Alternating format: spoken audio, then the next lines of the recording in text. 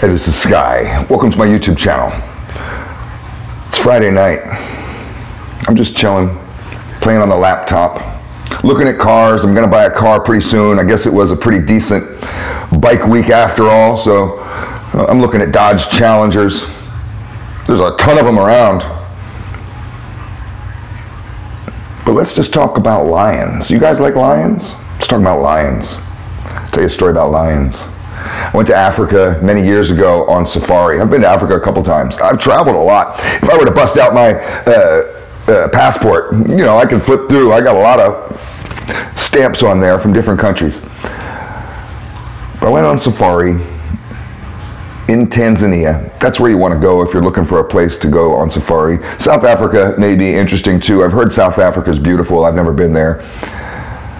But we went to Tanzania, as they say it. And I'll tell you about the lions. We spent about 6 days total just with the lions. I was on safari for 6 weeks. We spent a week just with this one pride of lions all day. Not at night. You got to go back to your campsite. We camped out in tents, but you got to be off the streets, so to speak. You got to be out of the bush and the jungles or wherever. You can't be roaming around. The military will kill you. They have a shoot on sight rule, and if they see you in your little Jeep or whatever cruising around at night, they'll shoot you and just leave you there. And it's no joke. So we were there during the day. The guide that I was with was an expert tracker. This guy, Frank, he's Italian. His wife was German. And they kind of had this Sonny and Cher kind of vibe going on where he was real short and she was real tall. They were great people though. And he was an expert tracker, like you see in the movies. This motherfucker, he'd get down and sniff the dirt and get a leaf and taste it, you know, and go over to a tree and be like listening to the tree and look up at the clouds and then point and be like, that way, that's where the cheetahs are. And, you know, he could track any animal. You name it. What do you want to see? Elephants? And he'd go, jump out and start eating dirt or whatever he would do, man. He had all kinds of weird tricks. It was fascinating to watch. This guy was always right. He never failed.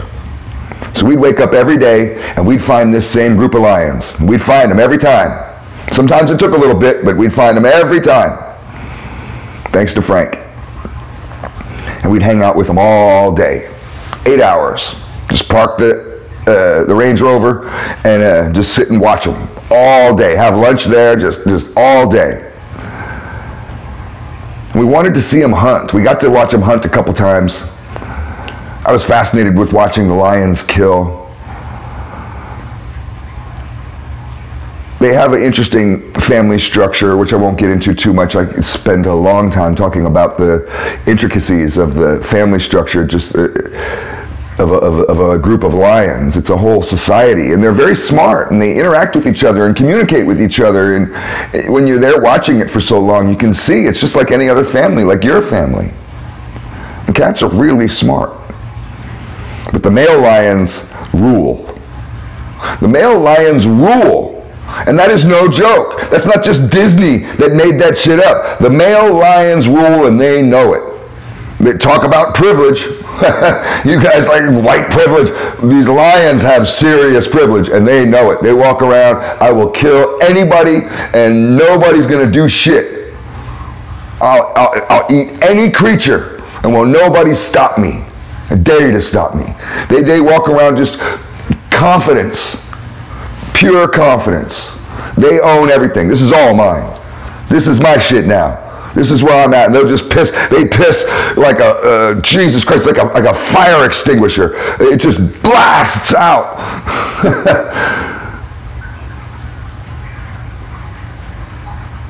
They're particularly lazy.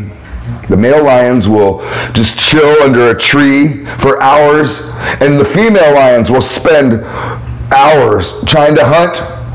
We get exhausted, several failed attempts, and then finally kill something. Finally kill a zebra or a wildebeest after all day of trying, and these poor chicks will be bloodied, but they won't eat it.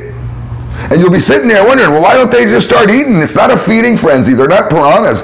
They have their rules, man. And the dudes, especially the leader, the top G, the boss lion, he'll get up, and we saw this happen.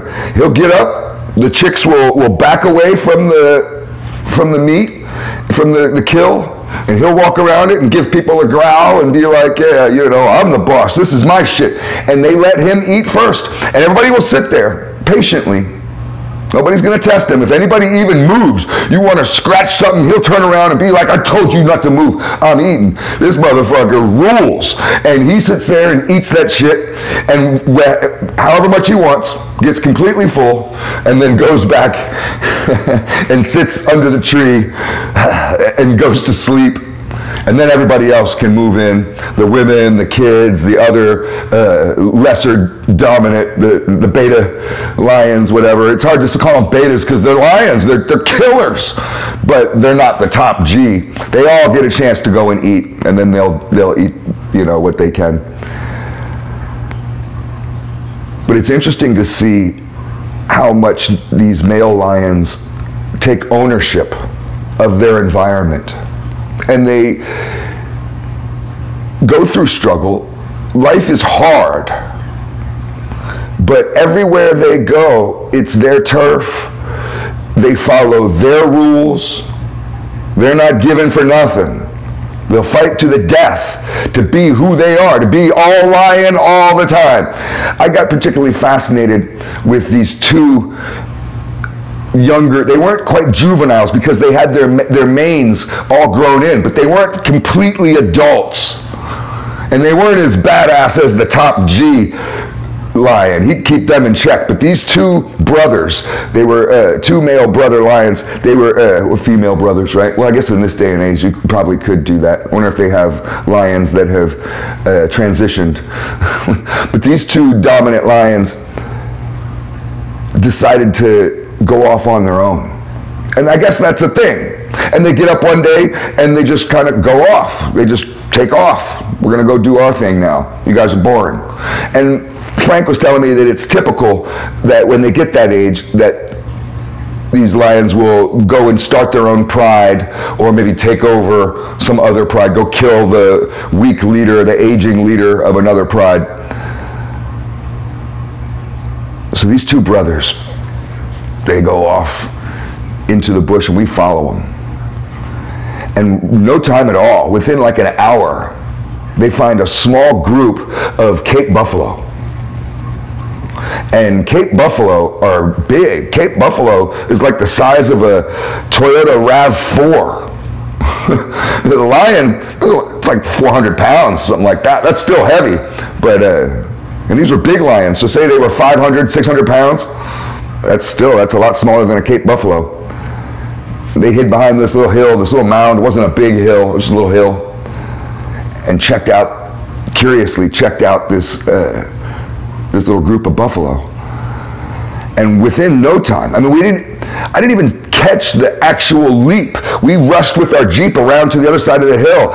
And within like 30 seconds, one of the lions had a giant Cape buffalo down on the ground and was asphyxiating it, had its whole mouth around its neck. And these buffaloes have big necks, but this lion was a big lion, and it was choking that fucking buffalo out, and it killed it. The other Cape buffalo were sitting there mooing, they're bummed that their friend is getting killed, but they just watch it.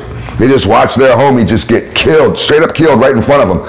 And the other male lion, big dominant one, the brother, comes over and helps. So they are tearing legs off and ripping into their bellies. They're getting bloody. And these other buffalo, they're just sitting there, you know, really fucked up over it, traumatized, watching it. But they can't do anything. These fucking lions can do whatever they want, and no cops come. There's no investigation. There's no helicopters. They kill the fuck out of this motherfucker and then just walk off. Yeah, that's right. I'm not suggesting that we be this way. You know, you'd be a psychopath, you'd be a monster. But wouldn't it be interesting if you were more like a lion and you could feel more confident in your environment to where you felt like you owned it? To where you felt like anywhere you go, You're the dominant one there. I mean, after all, man, I'm not talking about the gender man, because you have male bees and male, bunnies and male bears. I'm talking about man, humans. But male humans, we dominate this planet. You should act like it. It's food for thought.